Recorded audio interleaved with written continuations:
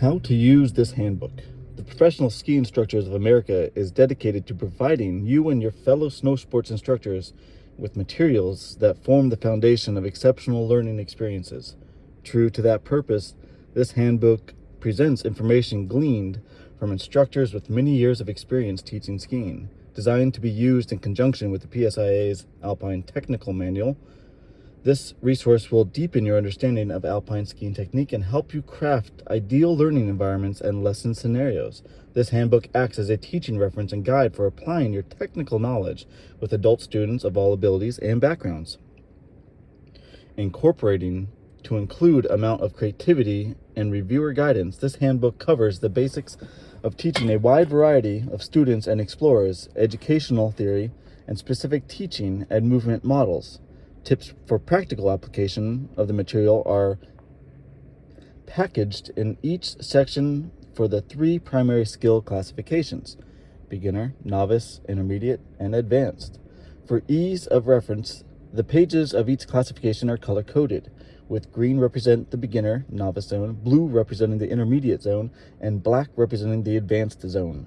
Within the zones, you'll find specific objectives with movement priorities, teaching notes, and learning activities for the skier proficiency levels 1 through 9 that correspond with each zone.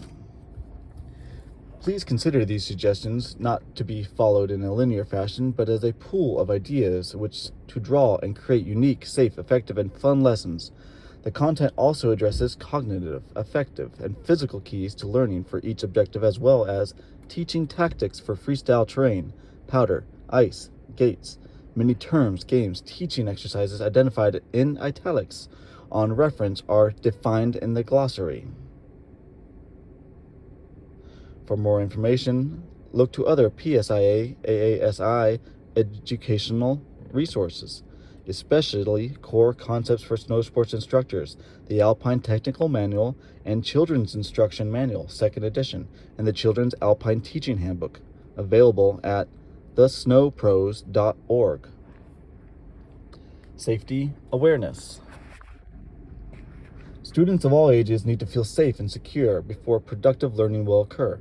An important part of your role as the instructor is to educate students about safety and, to your best ability, manage the variables within your control to decrease potential risks. Safety encompasses many aspects of the lesson, including group dynamics and class handling, equipment, terrain choices, even attire. Consider these elements throughout the lesson to establish a solid framework of safety. Of course, safety starts with you, so make sure you're well rested, hydrated, and nourished. Wear sunscreen and proper clothing, remembering that weather can change quickly. And choose the correct equipment for the snow conditions, level of class, and terrain to be skied on. Also, be sure your equipment is in good shape, with your skis tuned and your bindings din release force set properly. With proper preparation, you can more fully devote your attention to the students in your care. Smart choices and class handling. When determining how best to teach students, you'll want to make smart choices and follow time-tested guidelines for handling the lesson. Set expectations and lesson guidelines. Select terrain and tasks that are appropriate for student age and ability levels, and take down it a notch. When introducing new tasks or more challenging terrain, one valuable advantage is to remember is old task, new terrain. New task, old terrain. Also, it's helpful to ski to the lowest level of proficiency within the lesson by choosing tasks and terrain that accommodate the least skilled student, rather than have that student continually struggle to keep up with the rest of the class. To help minimize potential risk and hazard, always be aware of your surroundings. Learn how to recognize beginner area stress points, such as low areas to which gravity might draw a student, and know where and when high or crossing traffic develops. Safety checklist. Whether the students in your class are starting a ski vacation or just up for the day, knowing where they are from or how many hours they have traveled, and if they are adequately rested, will greatly influence your decision regarding their energy and the pacing of your lesson. Many students taking lessons aren't familiar with the winter environment, so help prepare them for a day on the slopes. Review the following checklists to help promote a productive, fun day and reduce the possibility of a negative experience for you and your students. Food. If possible, suggest students eat something before the lesson. Hydration. Help students understand why drinking plenty of water at high altitude is important. When possible and needed, stop for a water break. Clothing. Ideally, students should wear a base layer, waterproof outer layer, and over the pants, boots, proper ski socks, a neck-gated mittens or gloves, a ski hat or helmet, goggles or sunglasses, and sunscreen. Suggest that your students purchase these items if inadequately prepared for the day out in the snow. Equipment. Check each student's equipment to ensure it's appropriate for his or her age, size, and ability. If not correct, check with your area's rental shop to see if you can coordinate an exchange for more suitable gear. Make sure the students are wearing only one pair of socks and their boots are the right size and on the correct feet. Make sure the bindings are properly set. Don't just adjust bindings yourself. Have a rental technician make any necessary modifications. Ensure that the skis have retention devices. If these are missing, see if the rental shop has extras. Stay together. Discuss with students the various strategies for not getting separated from your class, as well as what to do if they should happen to get separated. Develop a team attitude for keeping the group together is super helpful. Make sure the students know your name and the phone number for the ski and snowboard shop. Tip: if the number is longer than is easily remembered extension, write it down on a card so that students can carry it in their pocket. Explain that if students do become separated from the class, they can use the on-slope emergency phone to call the ski shop if available, or ask another employee in uniform to help them get back to the ski school. Incidents. Be sure you carry the appropriate form in your pocket in the event that you need to record details of an incident involving a student in your class. The student becomes lost, ill, or injured. Follow the current incident procedure for your resort. Cognitive. How people think. Consider your students' mental skills to help enhance desired motor response and skill development. You can then provide appropriate material based on how each student thinks and gains understanding. This area of development includes logical and mathematical abilities, verbal, linguistic abilities, visual abilities, understanding of specific concepts, affective, social, and emotional needs. Consider your students' feelings, emotions, and motivations to help you better connect with your students and address their motivational needs. This area of development includes internal beliefs and values, identity and self-esteem, teamwork and sportsmanship, moral values, physical skills. Consider each student's physical movement abilities, coordination, and use of motor skills so you can provide movement experiences that help improve skills related to physical needs and abilities. This area of development includes body development and proportions, general and sport-specific strengths, balances, and coordination, overall fitness level and fundamental movement patterns. The RISE model, relationships, identity, simplicity, and edge work. The 4 components of RISE model provide a framework to address students' needs represented by the CAP model. Relationships address cognitive and affective development. Identity works directly with the affective and physical realm as students seek to move accordingly to their desired identity. Simplicity deals with the cognitive and affective domains in terms of how students take in information and attach positive emotions to their experiences. It includes elements of visual, auditory, kinesthetic, VAC awareness, as well as learning styles described in the next section of this handbook. Edge work is rooted in the affective and physical domains as students determine their own personal edge with regard to comfort zones, i.e. how comfortable they are with pushing their limits. Here's some insight for how instructors can apply the RISE model. Relationships. Work to build instant rapport by smiling and learning students' names. Build upon that by using their names throughout the lesson. Work with your students to build and maintain a cohesive team. Extend that sense of teamwork among fellow instructors and management so students always feel cared for and special. Emphasize personal and social support. Students have shown this has a major influence in relieving anxiety and helping students get to know each other, enjoy challenges, and have fun. It is an old axiom, but it is true. They don't care how much you know until they know how much you care. Let students know how much you care by asking them to tell you about themselves and what's important to them. Identity. Help students identify with the sport and the mountain environment. I am a skier, therefore I ski. People will be motivated to try something new, try harder, and return to try again if they identify with being a skier. This is important for all levels of abilities, not just beginners. Share stories and celebrate. Stories and recognize achievements help create anchor memory. These are bragging rights we all enjoy, and they help students really feel a part of the lifestyle and sport. Create an emotional connection, which unlocks the door to learning and helps students retain what they learn. Simplicity. Communicate simply. As students succeed, anchor their learning by tapping into positive emotions such as joy, interest, excitement, surprise, and happiness.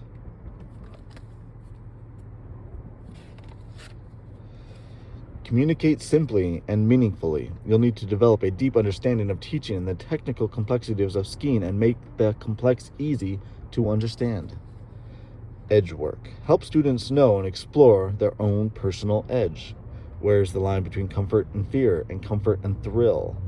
As you learn more about your students, you'll know the right time to take them to their personal edge and when to keep them well inside that limit. Learning styles. Preferred ways of processing information. Over the years, educational theorists have identified many different learning styles and preferences. As mentioned, a model based upon the work of David A. Kolb is predicted upon learning preferences related to thinking, watching, and feeling and doing. Although it's important not to focus solely on one learning preference to the exclusion of the other models of processing information. You may often find yourself blending your teaching styles to address these different preferences, using an analogy with which a thinker or feeler may be familiar, such as spreading jam with your skis, and then appearing to the watcher and doer by creating an exercise based on a demonstration that highlights a specific movement and sensation. It's wise to appeal to a student's sense of imagination regardless of his or her age.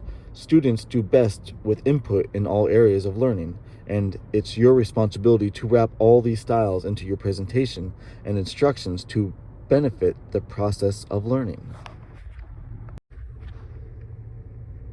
Thinkers use their cognitive abilities and often focus on why something works or why they should do something. It is through words that thinkers most often take in information.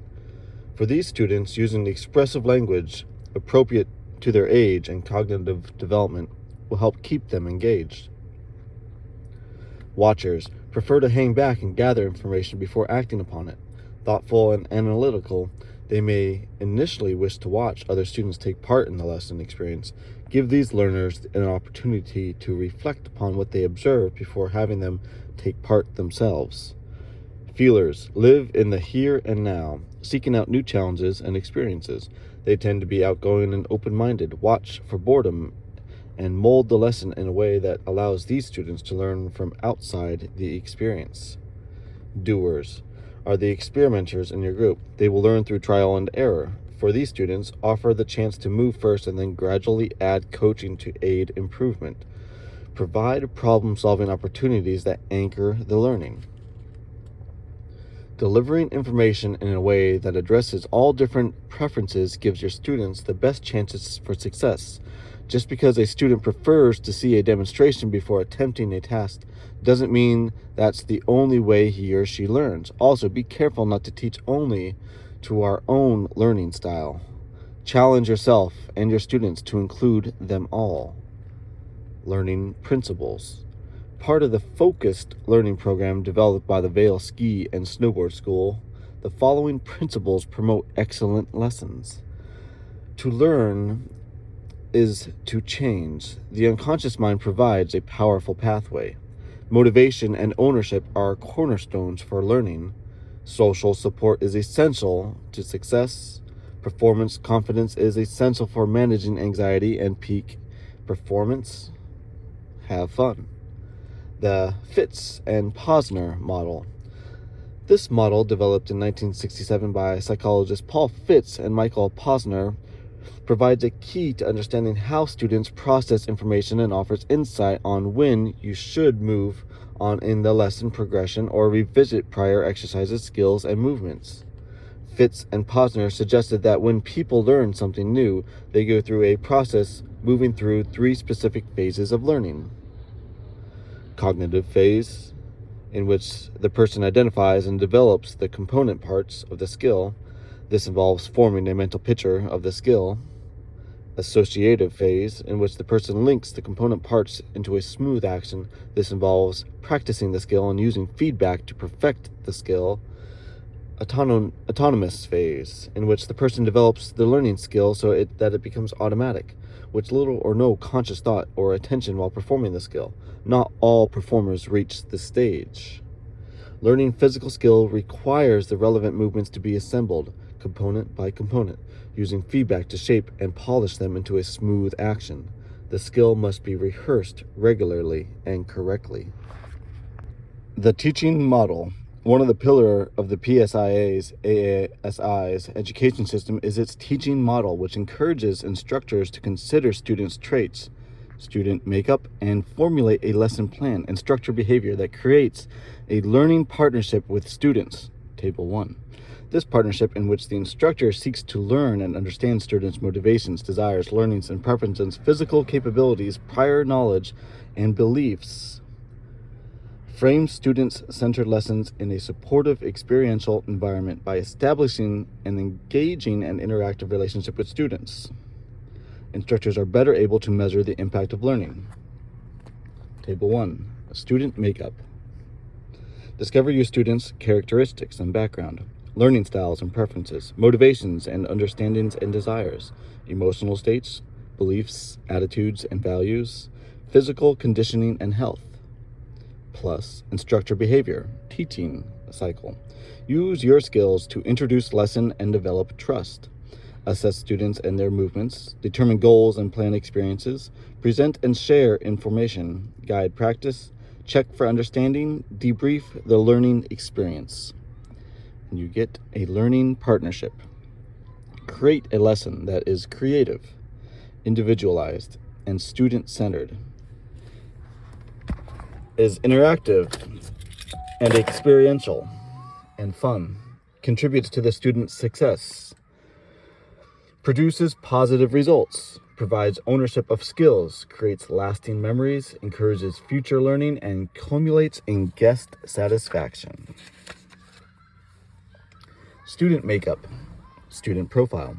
Observing students closely and asking questions that help you get to know them better is a crucial component of student-centered teaching.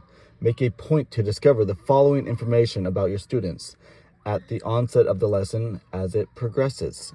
Characteristics and backgrounds, age, gender, nationality, and culture, past experiences with learning in general and sports learning specifically, past experiences with and knowledge of skiing, ski instruction, and coaching, physical abilities and or disabilities, body type and athletic ability, level of kinesthetic awareness, psychological factors, both positive and negative, attention span, focus, concentration, and distractibility, perceptual, motor, and intellectual attributes, knowledge and understanding of other sports, participation in other sports, learning preferences, sensory preference, visual, auditory, or kinesthetic, learning style preference, thinker, watcher, feeler, or doer, group or individual instruction, cognitive abilities,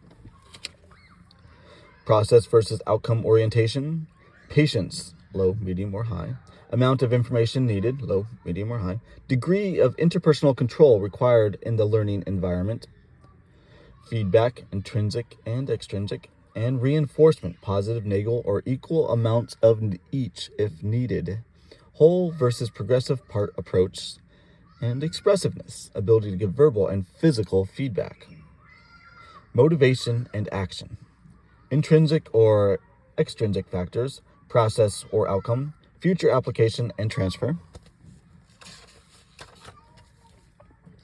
personal goals, style, function, perfection, survival, etc., individual needs, psychological security, social esteem and growth, fear of success and or failure, trying hard and moving rapidly versus proceeding cautiously and accurately, and state of readiness, beliefs, attitudes, and values, openness, willingness, ability, and capacity to change and grow, attitude towards learning, teaching, and instructors, instructor behavior, the teaching cycle.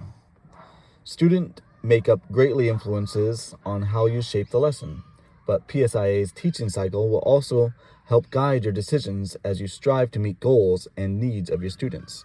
It provides a blueprint for the general structure of any lesson by outlining tactics related to the actions you'll take during a lesson. Figure 2. Fitting within the main structure are 7 fundamental elements of instructor behavior that can be mixed and mingled as you see fit. Introduce lesson and develop trust. Assess students and their movements. Determine goals and plan experiences. Present and share information. Guide practice. Check for understanding. Debrief the learning experience. Introduce lesson and develop trust. The instructor establishes and continually builds rapport and trust, both individual and group. Begins to create an ongoing learning environment that is fun, open, and supportive. Clearly defines the outcomes and processes of the lesson. Assesses the student and their movements. The instructor continually assesses and identifies each student's ability, level, expectations, goals, motivations, limitations, and concerns, technical understanding and movements, i.e., which movement pools need to be addressed, previous experience with skiing and other sports, learning style, profile, visual, auditory, kinesthetic, thinker, watcher, feeler, doer, etc., desired amount of information versus action, preferred type of feedback and reinforcement, positive, negative, or both, process or outcome orientation, attention span and capacity, level of external and internal distraction, willingness, ability, capacity, and desire to learn and to change, fears and apprehensions. Determine goals and plan experiences. The instructor selects appropriate goals based on assessment and identification of individual and group needs, plans learning objectives, uses relevant experience in meeting goals and expectations, partners with the student to design an action plan, formulates a logical progression of short, meaningful chunks to be mastered, chooses appropriate terrain and snow conditions, designs pacing of information, practicing skiing and other experience elements, states general goals and objectives for the group and specific goals for individuals, consistently revisits the goals and objectives during the experience to make sure the lesson is on track and with the stated needs. Present and share information, ideas, feeling, demonstrations, experiences. The instructor recognizes the value of having students apply all learning styles and covers each with distinct teaching strategies. Visual creates clear and meaningful images of specific movements and patterns. Kinesthetic develops body awareness and feelings associated with different movements to help facilitate movement needs. Cognitive explains the technical and mechanical and technical elements that facilitate understanding. Experiential allows students to experiment with the information presented. In this style, experiences does the teaching, and the instructor's words anchor and guide learning. The instructor structures a very specific experience, and as the students play with the experience, it may elicit elements to pay attention to, notice in both themselves and others. The instructor can then apply this observation to the bigger picture of goals and concepts to explore for further learning. Responds to individual student needs by properly adjusting the pacing of information to student capacities, maintaining ongoing feedback and reinforcement, addressing the student's orientation towards process or outcome, as well as his or her patient needs, pacing and experience with beneficial amounts of practice, skiing, and feedback to maintain their attention and motivation, Provides meaningful demonstrations by displaying a variety of angles, front, side, back, etc., showing techniques, mechanics appropriate for snow condition and skill level, focusing students' attention on a specific element and or movement, using audio and visual technology when available and appropriate. Guide practice. The instructor sets practice tasks at appropriate levels of difficulty, provides specific, timely, and task-relevant feedback for each student, provides the appropriate reinforcement, positive, negative, or equal parts of each, uses massed practice for introducing new learning and distributed practice for continued learning. Massed practice has short rest periods and longer periods. Distributed practice has longer rest periods and shorter work periods. Uses random practice for increased learning and retention. Random practice is a mixture of massed and distributed practice. Guides initial practice sessions and lays the foundation for meaningful, independent practice. Creates an environment in which to experiment and problem solve. Uses visualization, centering, breathing, and other elements of sports psychology. Check for understanding.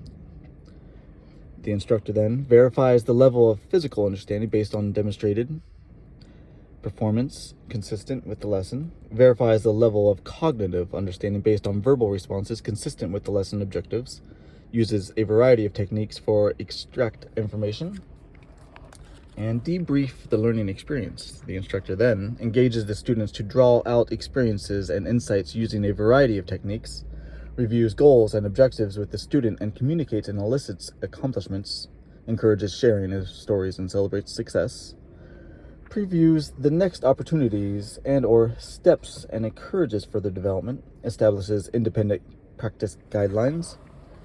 Effective feedback. Feedback is essential to development. It promotes understanding, helps correct mistakes before they become habits, reinforces positive behaviors, and encourages desirable movements, pulls, blends, and skill sets, thereby helping students achieve their goals. Do not confuse feedback with reinforcement. Feedback is objective, neither positive or negative, descriptive information, and it facilitates understanding of current performance. Reinforcement can be positive or negative and facilitates the affective realm, but it is not feedback. Good job is not feedback. It is reinforcement.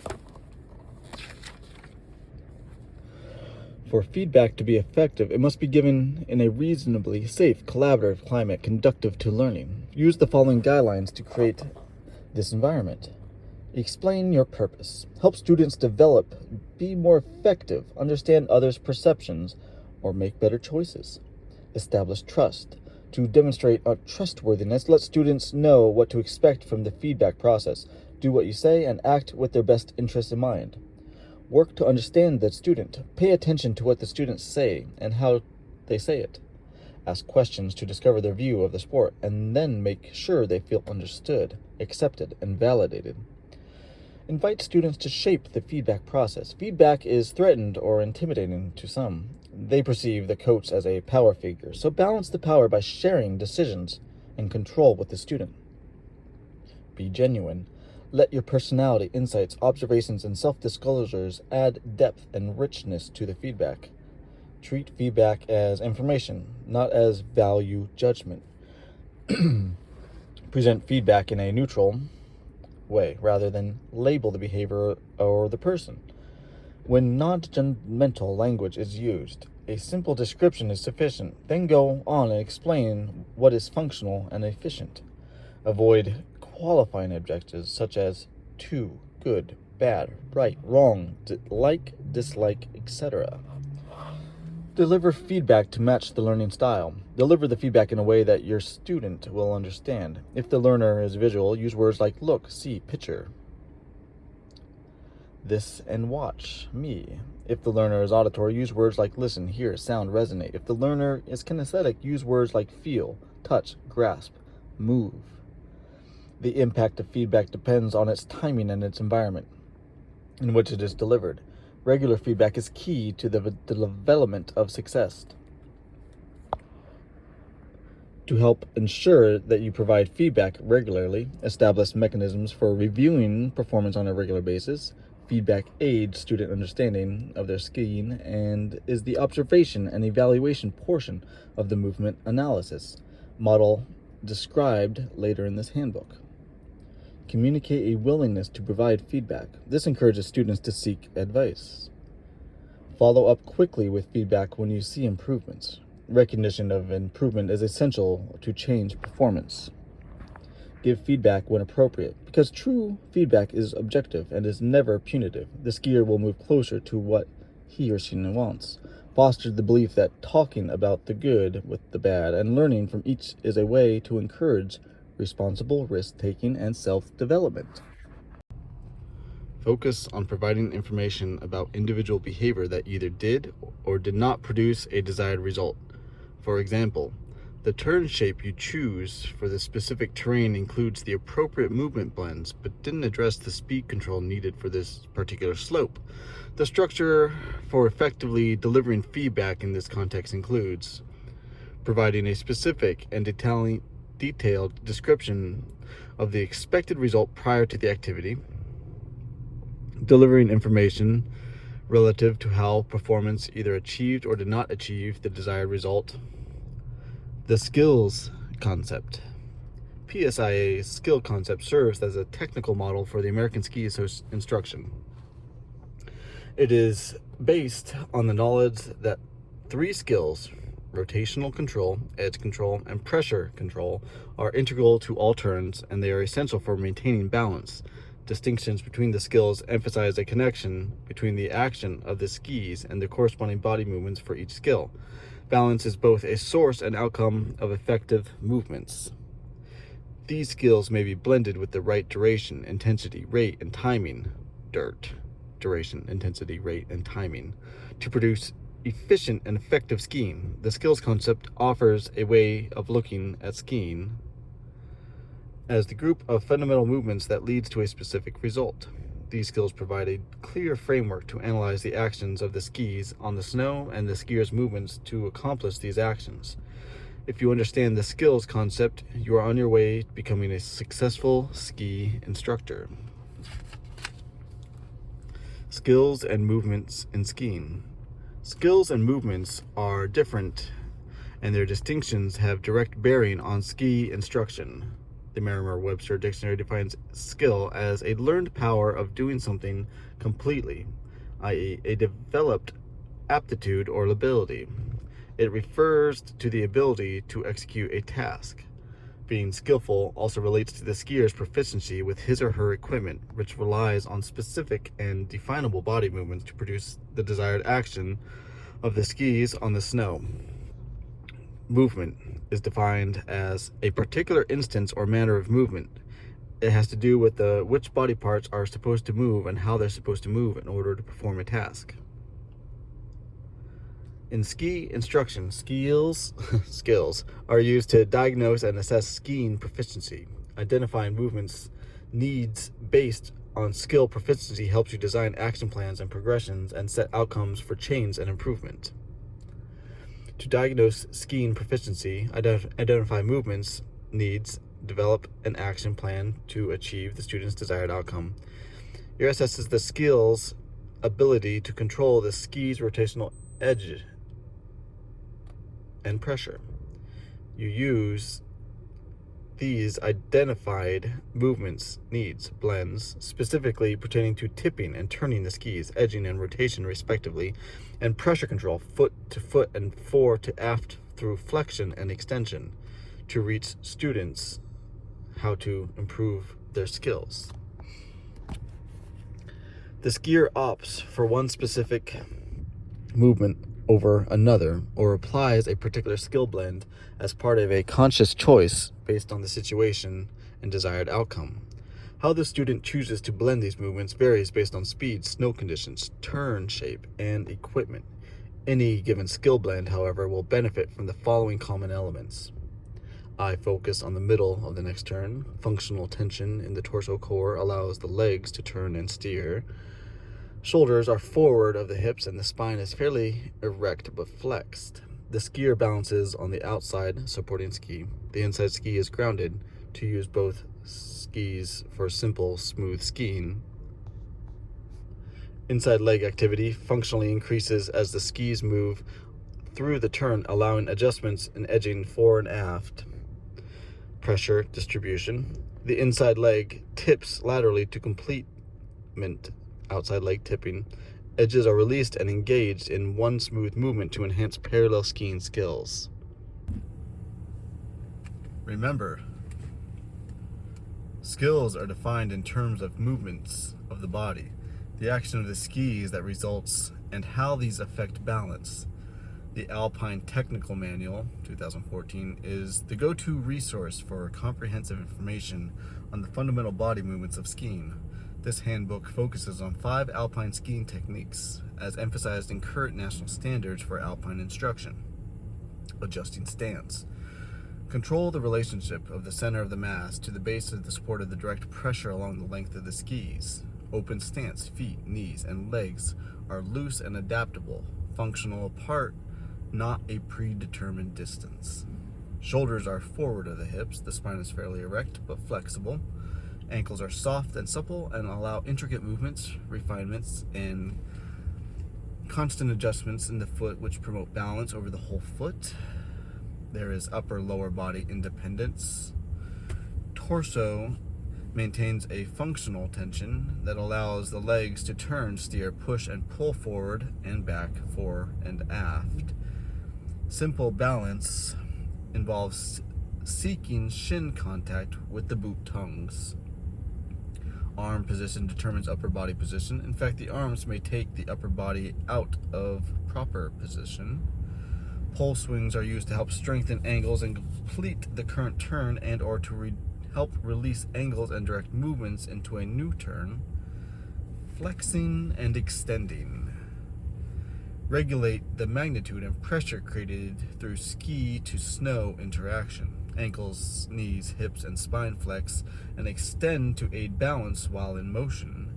Knees, hips, and spine flex and extend to manage pressure, which may be active, skier-induced, or passive, terrain, turn, gravity-induced. Ankles flex and extend as a primary action to distribute pressure fore and aft. The entire body is involved in balancing with harmonious movement of all the joints. Some joints may be flexing while others are extending. Foot-to-foot pressure. Control pressure from the ski to ski and direct pressure towards the outside ski. Balance is on the outside supporting ski. The inside ski may be grounded to use both skis for simple, smooth skiing. Pressure redistribution ranges from deliberate stepping onto a new outside supporting foot to a subtle blend moving from the outside foot through both feet to the new outside foot.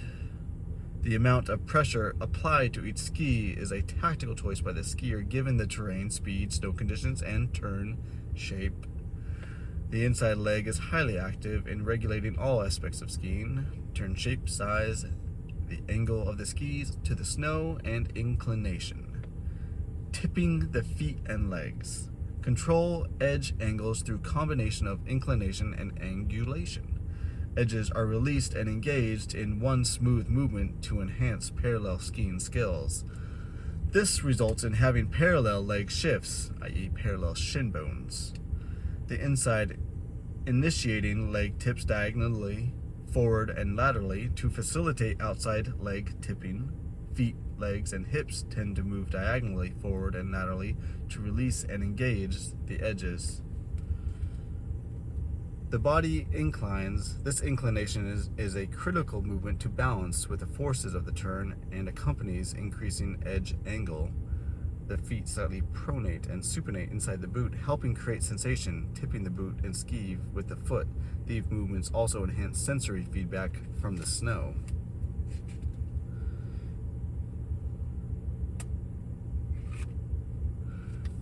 Turning the feet and legs. Edge control refers to a skier's ability to alter the angle of the skis on the snow. Control the skis' rotation, turning, pivoting, steering with the leg rotation. Separate from the upper body. Legs turn more than the upper body, i.e. the upper body is stable. Legs and feet turn to steer the skis, controlling the direction they are pointing. Excuse me. Hips, torso, or arms may aid movement in extreme situations. Countering and anticipating angles are developed rather than positioned. The inside half of the body leads through the turn. Tactics. Tactics represent the strategic choice skiers make in order to achieve a goal. In other words, tactics are why and where behind their actions. This includes selecting movement, blends, timing, duration, intensity, rate, and direction to affect desired ski performance and to accomplish goals. Tactical decisions are most effective when the ranges of movements are explored and learned. In addition, movement blends are more effective if the skier has a mental image of the turn path ahead. Tactics may refer to turn tactics, including the size, shape of the turn, mental tactics, and tactics for navigating the mountain. Tactics and timing of movements to the turn phase. Initiation. Turn initiation begins during the end of the transition. Each edge change of the outside support ski has occurred, and the new outside ski begins to support the body for balance. Skis begin pointing into the fall line. Center of mass moves towards the inside of the turn as a continuation of crossover and or cross under. Lead change happens naturally with alignment to the pitch of the slope. Weight redistribution continues, transferring smoothly towards the outside of the supporting foot. Shaping. In the shaping phase, skis achieve the desired direction change, edges engaged, turning the skier in the new direction. Inclination, angulation angles are strongest. Steering helps redirect the skis. Desired edge angle is achieved using the ski's side cut to aid direction change. The skier applies shorter inside leg and longer outside leg tactics for balancing with the forces of the turn. Finish. The finish phase blends into the beginning of the transition. Skis stop turning in the arc of the current turn and are pointing and moving out of the fall line. Feet and legs begin releasing the edges. Poles swings begin. Recentering begins as the legs turn to realign with the torso, i.e. the torso and lower body naturally align. Weight distribution begins equalizing between the feet by means of appropriate pressure control and edging. Transition. The transition is the linking phase between turns, where the blend of movements, whether slow or smooth or quick and abrupt, merges, finishing with initiation. The transition changes over time, considering the difference in the traverse for beginners to the flow of an expert.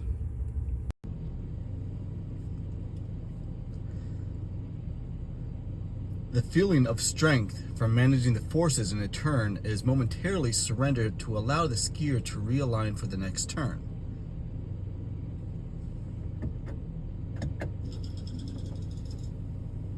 The sensation may be a release from the forces in the current turn. Realignment of the center of the mass occurs with the feet crossing over the path of the feet and or the feet crossing under the other side of the body. Skis feel light. Pressure is maintained through flexing or extending movements. There is a slight turning movement of both legs to steer the skis and or the feet and legs tip before they turn, which starts the initiation phase and maintains balance. Movement analysis tool: observation, evaluation, prescription. Movement analysis is the process of examining how a person's movement influences their skiing. It is a vital skill for all instructors to develop, as it offers a basic process and structure to develop an eye and provide insightful coaching. Trusting your judgment and having a clear image and understanding of the efficient skiing at different ability levels will help you and your students be successful.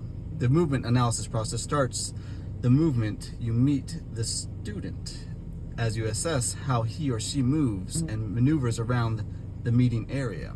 The first step is to learn about the student's CAP profile. What are the cognitive, affective, and physical factors that influence the student's skiing performance and ability to meet his or her goals? Next comes the phase of assessment and teaching, in which you observe, evaluate, and prescribe.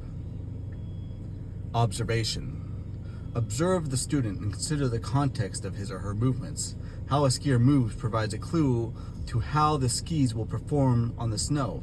Watch the skier perform a special task you have assigned or the student's normal way of skiing. Take the appropriate amount of time to observe his or her skiing in the context of the lesson. Make note of how the skis perform in the snow and turn shape, and what body movements are used in various phases of the turn.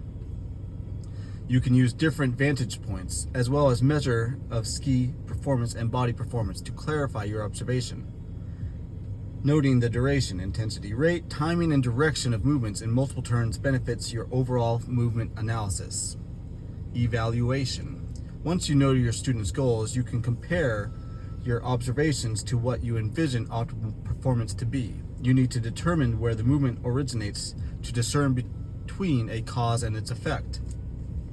This will help you determine the movements or actions to prioritize when creating an appropriate lesson plan. Once you know your student's goals, you can compare your observations to what you envision optimal performance to be. You need to determine whether the movement originates to discern between the cause and its effect. This will help you determine the movements originates to discern between its cause and effect. This will help you determine the movements or actions to prioritize when creating the appropriate lesson plan. Typically, body movement or position is the cause of ski performance, and ski performance is the effect. Cause and effect can also relate to phases of a turn. An action in one phase can affect what happens in another phase. Prescription. This is where the coaching comes in. You have gained an understanding of the student's cognitive, affective, and physical makeup and have identified ski and body performance. You've made your students aware of what they are doing and what effect it is having. Now you can coach them to understand what they need to do to become more effective and efficient with their skiing. Using the student's goals as the basis of your lesson plan, the information you collect through observation and evaluation guide the technical approach you choose. To improve performance, explore skiing with a designated focus or perform drills and exercise lines. Teaching freestyle. Today's ski resorts offer a wide range of terrain options for guests. In one area they may require specialized teaching strategies is the terrain park. Before skiers can hit or use the park features, jumps, fun boxes, rails, half pipes, they need to have measured a whole range of introductory freestyle skills such as flatland spins, whirlybirds, switch skiing, pops, and small airs off knolls and rollers. Applying these skills in the park is fun and a great confidence booster to expand a skier's bag of tricks. Freestyle guidelines.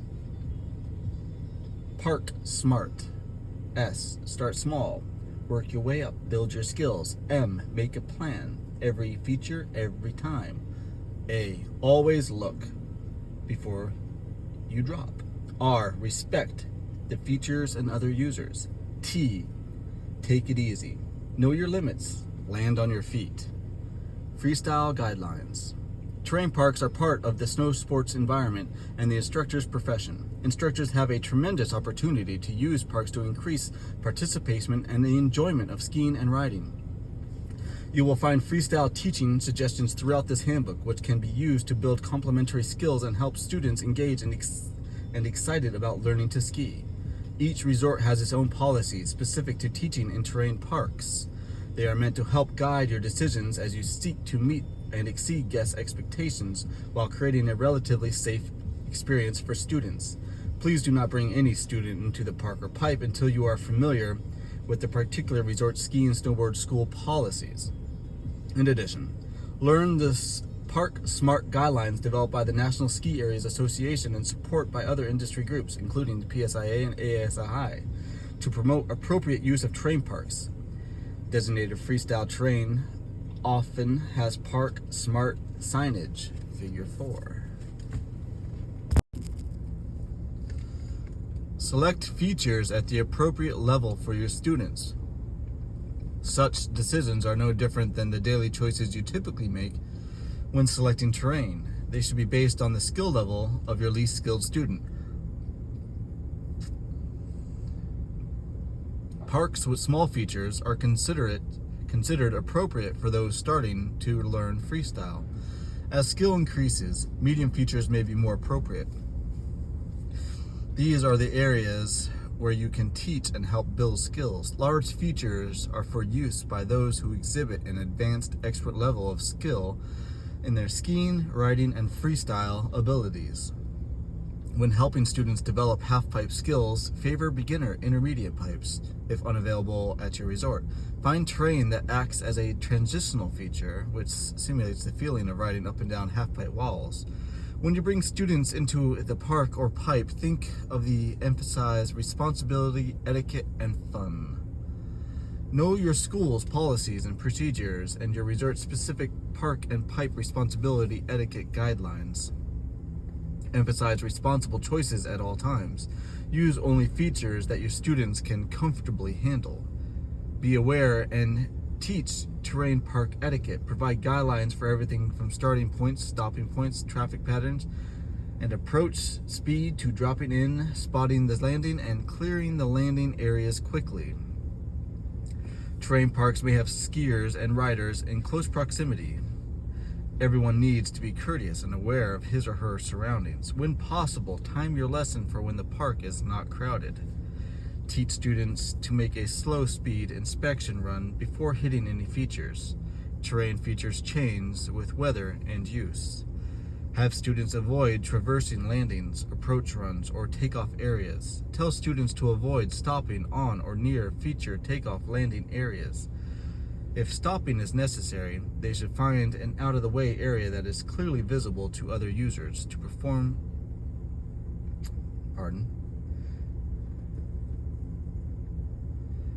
Guide students to more challenging maneuvers only as skills warrant. Mitigate peer pressure to perform beyond one's abilities and be alert for signs of fatigue. Helmets, of course, are recommended. Visual cues to establish park readiness. As you establish park readiness in your students, look for cues that help indicate the optimal time to venture into the terrain park. Not every student will have the same skill set, so be prepared to focus on different skills with different students. However, good freestyle progress is built on a foundation of the following abilities.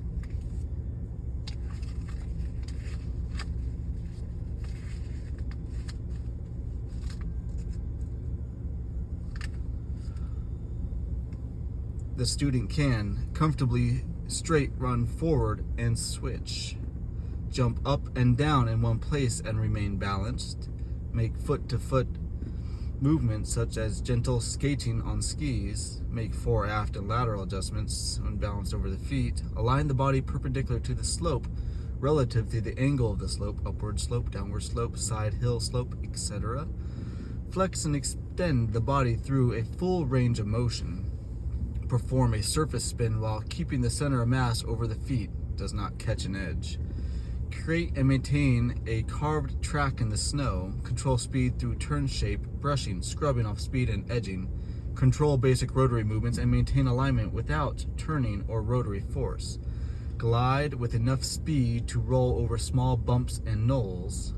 In addition to these cues, consider whether the students are comfortable with speed comparable to that needed to perform well in the terrain park. Confident in their abilities to be successful attempting terrain park skiing.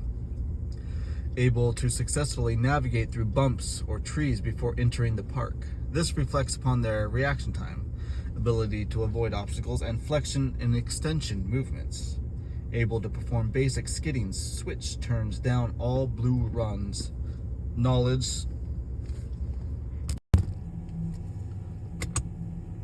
Movement analysis for freestyle. PSIA AASI developed a model that helps instructors analyze movements and organize elements of a freestyle lesson, but breaking it down into 4 phases: approach, takeoff, maneuver, and landing. See figures 5 through 8. The speed, pop, and spin required for the intended maneuver also comes into play, as adopted by the Association Rocky Mountain Division. Another way to think of it, these latter elements, is trajectory, speed, and rotation. Using these models will help you do movement analysis and organize your lesson plan. The TSR model examines elements within each phase of the ATML model. For instance, during approach to a jump, the A in ATML is the primary focus will be on speed, the S in the TSR with trajectory, and the rotation as a minor force, but still necessary. Popping too early or pre-spinning might be the diagnosed problem of the jump attempt. Then at the takeoff, the T in the ATML, trajectory and rotation T and R in the TSR become the primary focus of the skier, sets him or herself up for the controlled maneuver. Remember, even in straight air tricks, rotation is still a concern. Being able not to spin is a necessary skill in all freestyle maneuvers. These phases exist in all disciplines: rails, jumps, and pipe.